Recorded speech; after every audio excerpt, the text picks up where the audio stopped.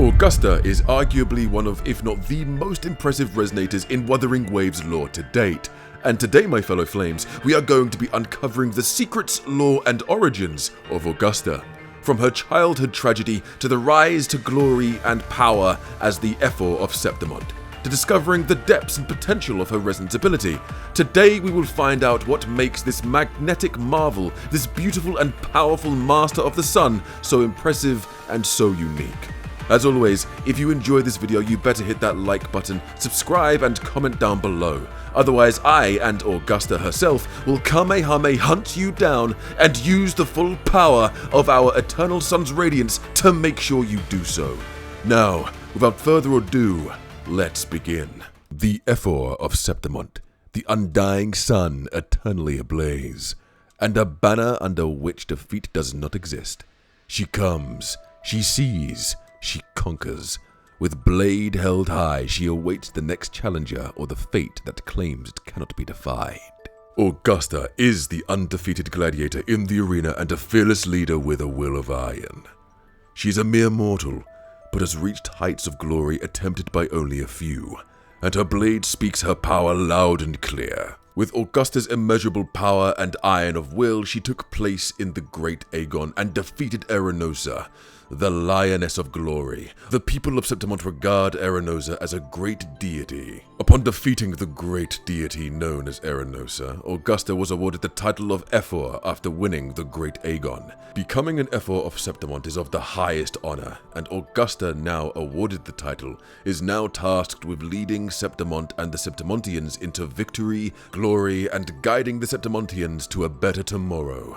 Now, when it comes down to Augusta, there is one very important detail you must understand. Her resonance ability, known as magnetism, is not as strong as you may think. Every single feat, every single achievement you see before you, whatever she has done to get to where she is based off of her physical capabilities and her mental gain, which means she had to train her body and mind to an unprecedented degree to get to where she is today.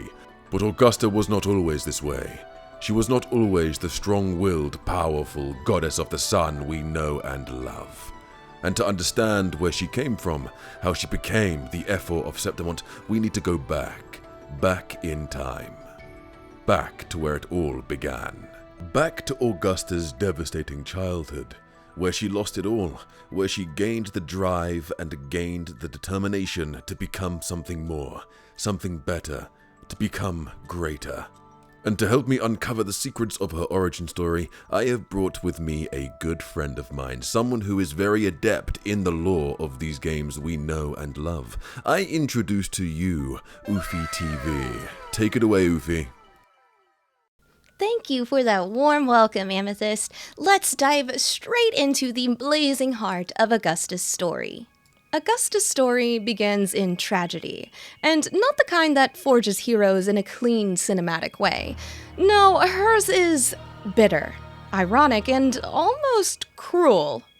When the dark tide came for her home, it drowned everything in shadow. Friends, family, even the future itself. And standing beside her through it all was her closest friend, Angel. But when the tide struck, it didn't claim Augusta, it claimed Angel. And the reason why was the cruelest twist of fate.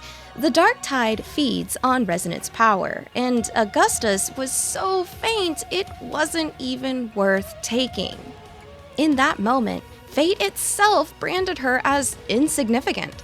She wasn't spared out of strength, she was ignored out of weakness. That rejection burned deeper than any wound. The survivor's guilt of losing Angel, combined with the humiliation of being deemed unworthy, became the spark that would follow her for the rest of her life. Augusta swore she'd never be overlooked again. And fate, it seems, had other plans for her. When she came of age, she entered the one place where mortality and destiny collide, the arenas of Septimont. These were no ordinary stages. They were theaters of blood, where reputations were forged in steel and failure meant death. At first, crowds sneered. A weak resonator? The dark tide had already passed her over. Surely she'd fall in her first bout. But Augusta refused to be the victim the world expected. With every trial, she carved her name deeper into Septimont's history, from duels with rival gladiators to battles against monsters dragged from the tide itself. Augusta stood unyielding, turning each victory into a defiance of fate. Her legend reached its peak during the Great Aegon, the ultimate trial of Septimont's champions. Here, she faced Arsinosa, the Lioness of Glory. The city expected Augusta to be devoured. Instead, she cut Arsinosa down and shattered her reign. In that moment, Augusta became something more than a champion. She became the foe of Septimont. Not because she fought against the city, but because she became the wall no challenger could overcome. Every fighter, every beast, every would-be hero of Septimont had to pass through her blaze to claim glory, and every single one of them fell. My leg! GG's.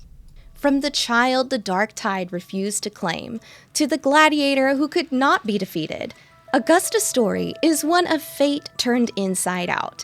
She wasn't chosen. She wasn't destined. She was overlooked, and that's exactly why she burns brighter than anyone else. And here's a little snippet for you history dorks. Not only is Augusta's name a reference to the first Roman emperor, Augustus Caesar, but her entire character is basically a mirror of Lucius Domitius Aurelianus. I'm probably butchering that name, but he is better known as Emperor Aurelian. He rose from humble obscurity during the crisis of the 3rd century, which was Rome's darkest age of civil war, invasions, and plague. Aurelian clawed his way through chaos, reunited the empire, and took the title Restorer of the World. And just like Augusta, Aurelian wrapped himself in the imagery of Sol Invictus, the unconquered sun. He built temples, minted coins blazing with solar fire, and branded himself as the eternal light holding back the dark. Augusta, meanwhile, is literally called the undying sun, eternally ablaze, the banner under which defeat does not exist. Both mortals, both rising from weakness or crisis, both projecting immortality through the fire of the sun. And that is no coincidence. Wuthering Waves is deliberately painting Augusta as the Aurelian of Septimont. But just like Aurelian, who was assassinated by his own men, Augusta's story carries the same warning. Suns blaze bright, but they don't burn forever. So are Augusta's death flags waving? Maybe through betrayal, maybe a martyr's sacrifice, maybe prophecy. Her invincibility in the present could just be the setup for the ultimate fall. Because in Wuthering Waves, the higher the flame burns, the sooner it's consumed. And that's the looming tragedy. Augusta embodies Caesar's conquest, Sol's divinity, and Aurelian's unifying fire. But all three share the same ending: martyrdom, collapse, or betrayal. Her arc is primed for glory, but also sacrifice. So, when you see Augusta at her peak, undefeated gladiator, Ephor of Septimont, the blazing sun of the arena, remember, her power was not given, it was earned. It came from loss, defiance, and a will so unshakable it bent destiny itself. And that's why Augusta is one of the most human, and therefore one of the most legendary, resonators in Wuthering Waves.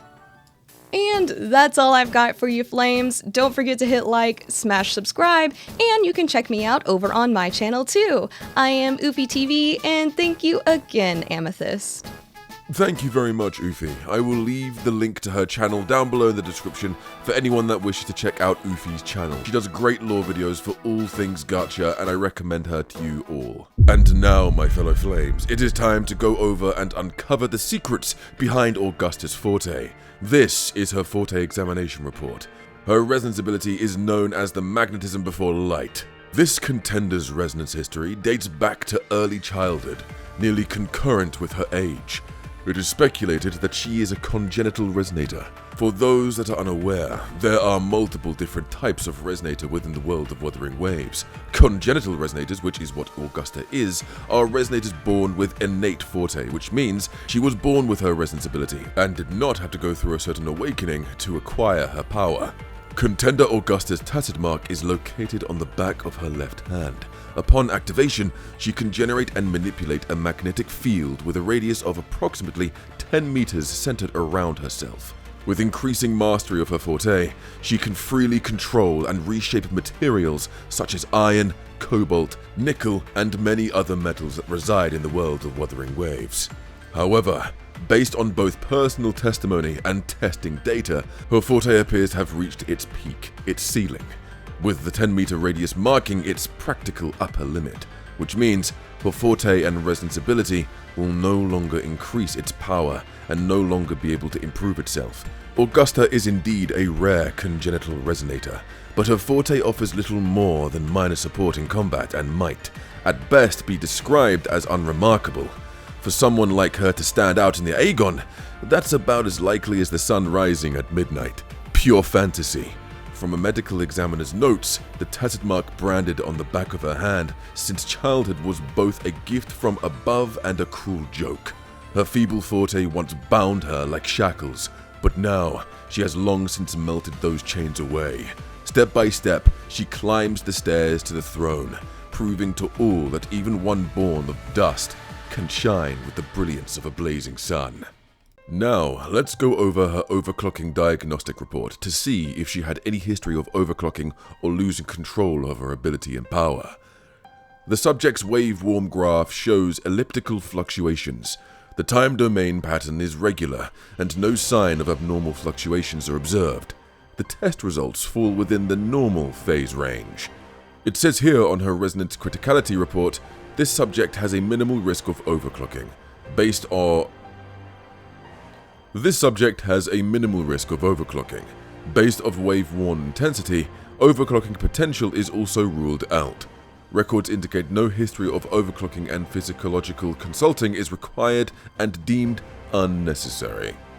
Augusta holds in her possession 3 cherished and sacred items she holds dear to her. The first is the seal of Sun and Griffin.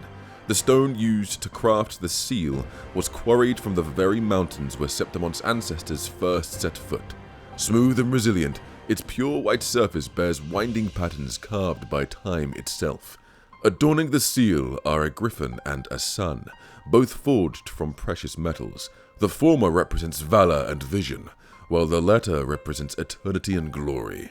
This small seal carries the hopes and dreams of Septimont's founders, a constant reminder to its bearer not to forget the resolve that began it all.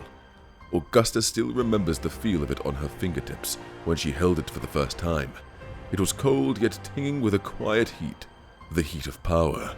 She knows well that behind the power lies more than just honor. The seal, though light enough to be tossed in the air, rests heavy in the palm, like the weight upon her shoulders, a burden that cannot be cast off. The second sacred and cherished item Augusta holds dear to her is known as the Old Headband. Before Augusta made a name for herself, she scraped together earnings from odd jobs to buy this headband, adorned with the traditional patterns of Septimont. Back then, she was just another nameless gladiator living a hard life, unseen and unheard. Every time before stepping foot into the arena, she would tie this headband around her head. It bore witness to every battle she fought and quietly wiped away every silent tear she shed. On the eve of a bloody Aegon, Augusta laid the headband flat across her knees. With clumsy hands, she stitched a single line of small words onto the underside. May I never forget why I draw my blade when I bleed. The characters were crooked, the needlework rough. When the final thread was pulled, she stood and tied the headband tight once more. She didn't look back at the road that had brought her here. She didn't need to. Augusta's third and final and arguably most sacred of all the cherished items, the little acorniator. When Augusta was a child, she made a playmate out of an acorn. Just like its oddly shaped, ill-fated siblings, it too came from the great oak in Fabianum. Back then, Augusta hadn't yet learned the art of crafting.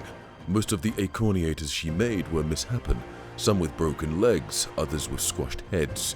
She gave each of those short-lived little fellows a name, then laid them to rest in the garden, until one warm evening she handed an unfinished acorniator to her father, and in his hands it came to life.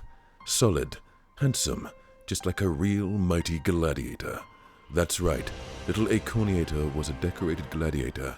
Its heroic feats included defeating a spider that tried to spin a web on its helmet, defeating a storm that blew it through the window. In young Augusta's boundless imagination, little acorniator was the perfect image of a hero of heroes. Years have passed. Now, little acorniator rests quietly in the corner of her study, like a weathered veteran enjoying a well-earned retirement. Meanwhile, the girl who once looked up to it marches forward, steady as ever, down her own path to greatness. That is all the information we have regarding Augusta, her history, her story, how she became the Ephor of Septimont, and everything we know about her forte and resonance ability. If you enjoyed this video and enjoyed everything to do with the lore regarding this resonator, hit that like, comment, and subscribe if you are new.